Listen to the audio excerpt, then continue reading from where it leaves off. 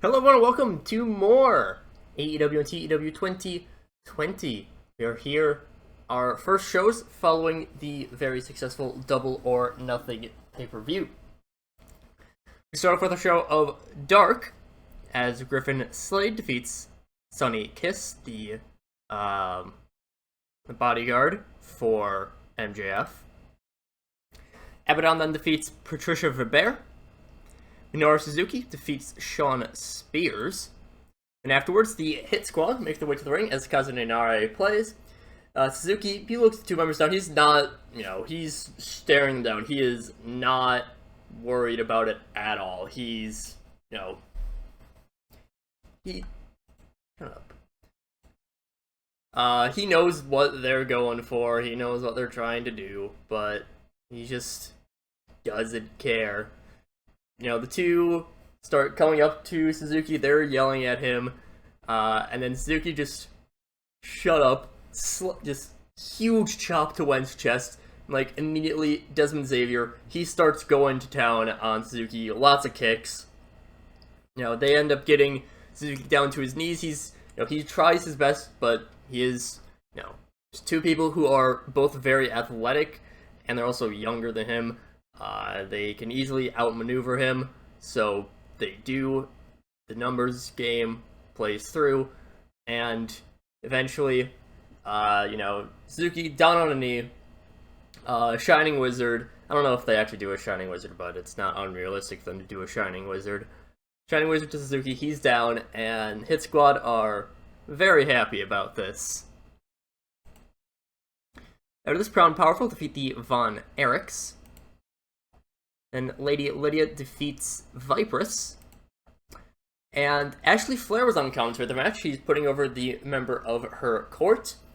But after the match finishes, the Boss Bitches, Jade Cargill, Lana Black, and Nancy Bouchard, come over to the commentary desk. They start taunting Ashley Flair, things like, hey, you want to say you're some kind of queen? You haven't done anything to prove that. We're the real bosses here. We're the real people who have royalty. We're in charge. Ashley Flair's like, who even are you?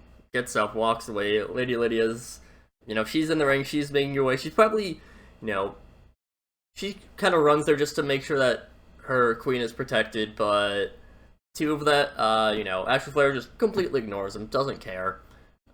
They're nothing to her. But don't worry, I figure that Ashley Flair won't be just used on Dark, so a lot of these storylines that I'm starting now won't be on just Dark. I'm going to try to have some, a lot advanced on Dark, a lot on Dynamite, but then some of them, go to Dynamite, go to Rampage. Use all three. After this, Vikingo defeats Phantasmo. Dijak defeats QT Marshall. Priscilla Kelly defeats Maria de Pasqua. Top Flight defeats the Tricky Elite, which is, the pairing of Matt Raywalt and Peter Avalon. And they don't even get time to celebrate. Top Flight doesn't. As Devon Dudley, he's already in the ring. He has his two sons, Joey Janela, are there. They quickly beat him down. I imagine Joey Janela can probably take care of one by himself. The two smaller Dudleys, the mini Dudleys, start beating down the other one.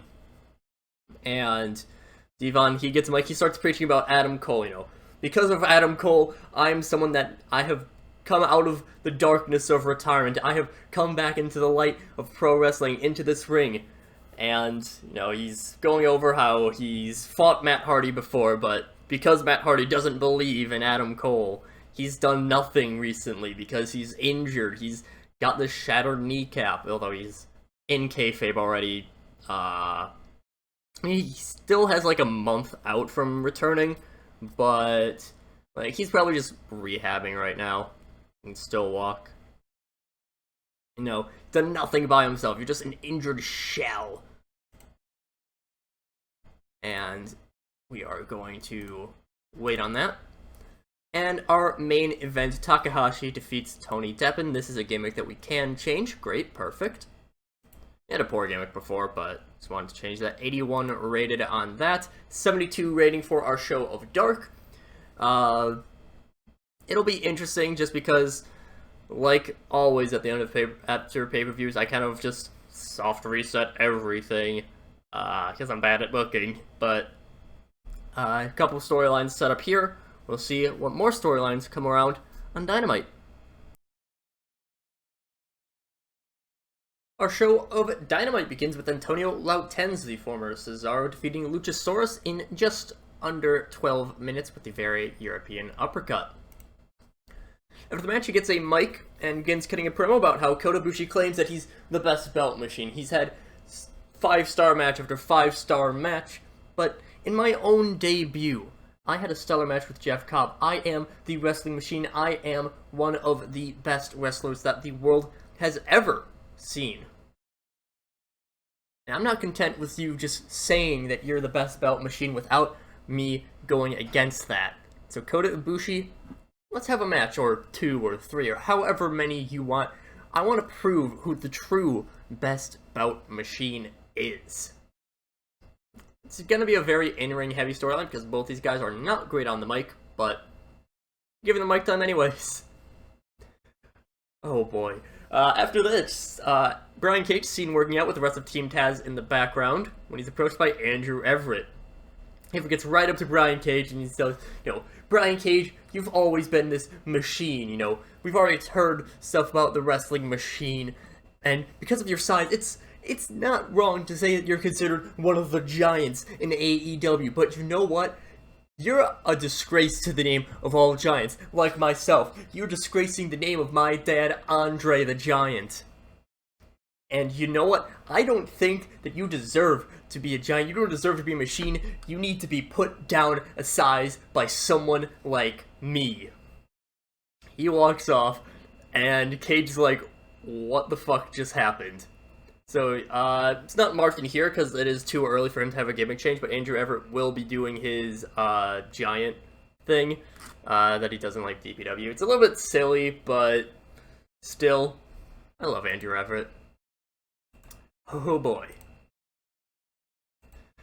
When we return, MJF is in the ring with the VIPs Club, and just imagine that the entire VIPs Club is on screen. I didn't want to tank the ratings with anything else.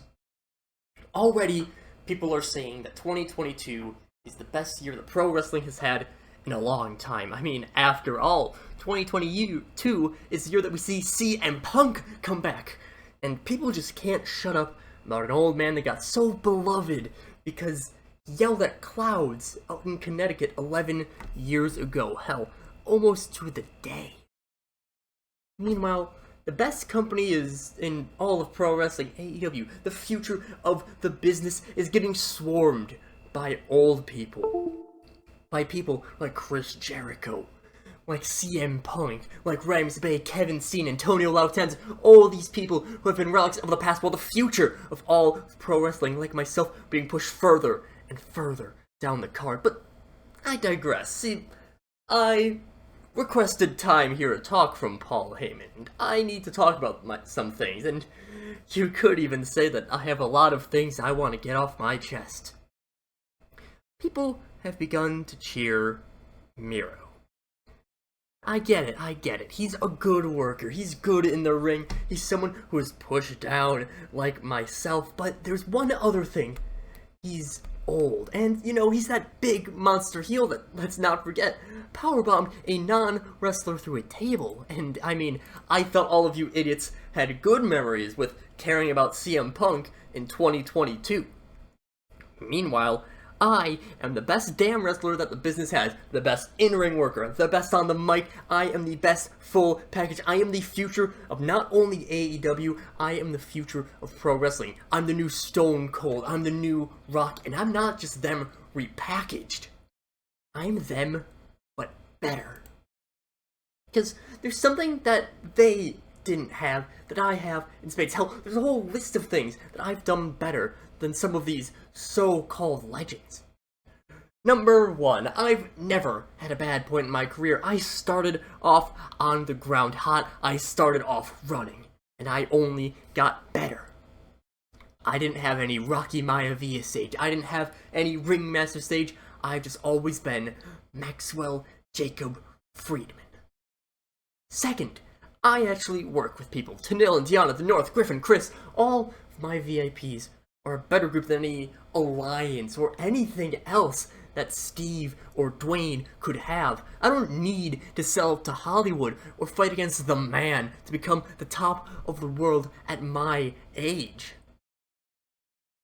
Even still, even despite all this, despite me building myself up, despite me proving time and time again that I am the best in the business, I'm constantly disrespected. People like Old Man Punk, One Trick Pony Miro, or the so-called anxious millennial cowboy Adam Page. No matter what happens in AEW, you all need to know, you all do know in the back of your minds, even if you have minds, even if you don't, you just know deep down that I am the best part of AEW. I am the reason people tune in. I am the sole reason that AEW has brought wrestling out of the muck and back into prominence. But I suppose I shouldn't expect much more from a crowd of people that pops for the Bullet Club years after their relevance. People that still think Chris Jericho is a draw. Well, you dumbasses that think it's great to cheer for everyone that comes over from somewhere else, be it Japan or America, because you don't know how to think for yourselves. Once you all get your heads out of your collective asses, you'll realize that I am the best thing in pro wrestling. I am the best in the men's division. Tanil, Diona, they're the best in the women's division. All my employees, Chris, Griffin, Ethan, Josh, they have the blessing of the best in the business backing them, and they aren't any slouches. There's a reason I've hired them. But I suppose, let's think about this for a moment. If I want all of you lemmings to pay attention, to really think for yourselves finally, then I'll just need to take out all your fan faves, your Moxleys, your Miros, your CM Punks, your Adam Pages, anyone that you dumb, blind sheep love. They're going to discover that I'm not just the future of wrestling, because I am. But I am the now. Throws the mic down, storms off, his music plays. I had fun writing this. It's been a long time since I've written the proper promo for MJF, and it's fun. It's real fun writing MJF promos. After this, we go to a very different thing, as there's a cut to a high-end hotel in Las Vegas. We see Shinsuke Nakamura. He's just sitting back, he's relaxing, drinking a fancy drink. He's then approached by the best friends, and Orange Cassidy kind of just sits next to him. Best friends are mainly, so Chuck, Trent, and Kylie. Like, hey, we really enjoy your work. We know that you're a legend of the business. We want to learn from you. And Shinsuke just looks over them and is like, go away. I don't care about you guys. He's just relaxing. He's, doesn't care about it. Security, they then charge in. They're trying to stop Chuck, Trent, and Kylie, who snuck in, They, off-screen, before we got to this point, they'd managed to get into this hotel without actually, being booked in. Orange Cassidy apparently was booked in. Shinsuke, turns over to his side. I'm imagining this is almost, maybe not necessarily yet at, the pool of this. Turns over, Orange Cassidy is there. He's just chilling. Just doing whatever. Just by himself. And Shin's just like, whatever. I'm fine. I don't need to worry about this. He just continues to drink from his really fancy drink. It's Orange Cassidy. He's just relaxing. Bit of a silly moment, but still. After so long of just promos and segments and vignettes, you just needed some good wrestling. Division defeat the Young Bucks. Again, just needed something in there. After this, we cut to backstage where we see that Io Shirai is preparing for an upcoming match. She's approached by Mayu Iwatani, the current champion.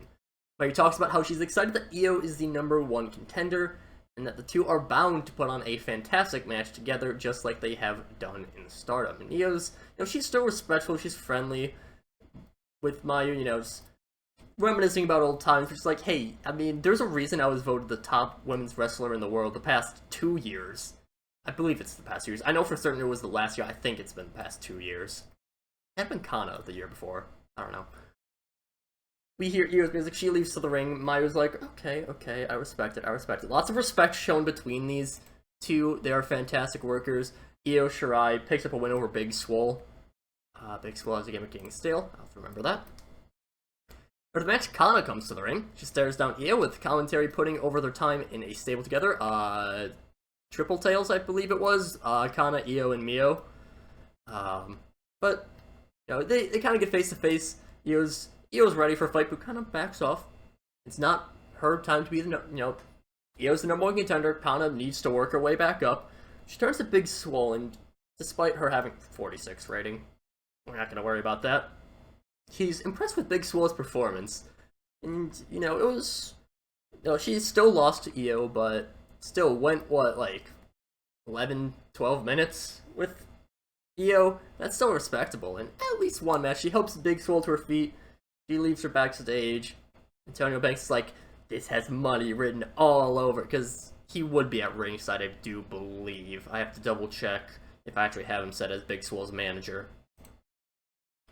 After this, Hangman Page is seen in a sit-down interview with Renee Paquette. She brings up MJF's comments from earlier in the night and asks him about the #1 contender, Darby Allin. And Hangman says, I couldn't really care about what MJF has to say. He's just a sore loser, but he does, at times, I suppose, have points. He's someone that has future of wrestling written all over him. I mean, there's a reason he was considered one of the 4 pillars of AEW, and he's already won a world championship. Him, Sammy, and Jungle Boy are all fantastic, and, of course, so is Darby. I haven't seen him in the ring since the end of 2020, and I know that both of us have improved our arsenals between then and now. It's been a year and a half. He's absolutely fearless, and I need to respect him. That's only the right thing to do. So I expect Darby to give him his all, and you damn well know that I'm going to give my all for him. I'm not backing down just because he's someone that's in the future, someone that can still reach for that top. I gotta give my all every single match. So yeah, Darby Allin, #1 contender. He has the best record right now, I do believe.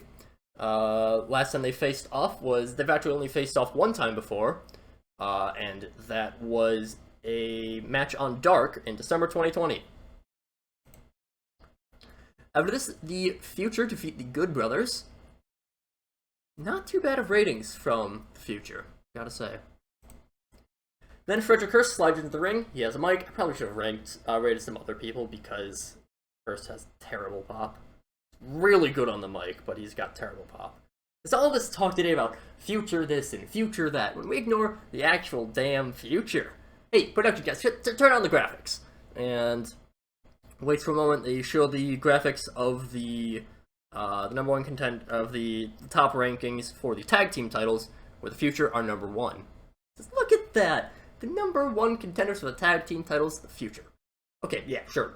MJF and Darby, whoever, have a bunch of future things in their mindset and written all over them, as Hangman said. They're gonna rule over wrestling for however long, yada yada yada yada yada. We've heard this so many times before. But just think about this. Future, Donnie and Leo. They're years younger than MJF, and I'm not saying that MJF's an old man, don't get me wrong, but these two have got more in the tank left. They're already on pace to be some of the youngest champions ever. Definitely the youngest champions in AEW. I mean, sure, it's the tag title, not the world title, but can't deny that gold is gold. And the Briscoes, they know something about gold. I mean, they're a legendary indie tag team. They've won ROH gold so many times. They've won AEW gold. And, well, they're golden teeth. Although, maybe they can't even afford the teeth, but soon enough, you're just gonna make it so they can't even afford the belts. I need to figure out a character for Frederick Hurst. Makes him a little bit more unique, gives him more of a promo identity, but oh well. After this, Charles Betts is seen without Kurt Angle. Ignore the fact that it says Kurt Angle helped Betts during the segment. It says Jeff Cobb. We faced each other once before, back when Kurt and Taz were having their little war. But we never got to have much interaction in that multi-man tag match, and after that little interaction that we've had in the ring, there was something just digging at my gut.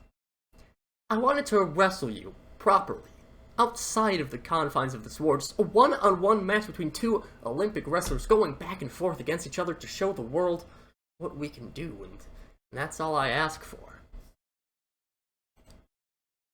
And in our main event, CM Punk defeats Ricochet, who scores an 87, good lord. But after the match, Punk, he's showing a lot of respect to Ricochet. He's quickly assaulted behind by Pac, who has his kendo stick. Lays it into Punk. He's really going ham. Breaks the kendo stick from hitting Punk enough. After it's broken, Pac puts his head on the top of Punk's head. We kind of get a... Like, as the show ends, the final thing, as they have, like, the splash screen for, like, oh no, we'll have to see what happens next week. It's, you know, like, the camera's low. You see, like, CM Punk, his... a little bit away from the bottom rope. Pac is just, like, foot on his head. He's glaring down at the camera. You know, maybe talking trash into it. Things like, you know, you want to say you're the best in the world. You know, I'm the real best in the world. I'm a champion. You know. And maybe it's just Pac just wants to inflict pain on someone that the people love. Who knows? Show gets an 80 rating. I think that might be tied for our best Dynamite. Difference that this segment 1 had was I did have Punk rated on overness off screen. So I do need to probably... I know for certain MJF can get like 90 rated segments, but oh well. Pretty good show of Dynamite, and we continue on to Rampage in the next episode.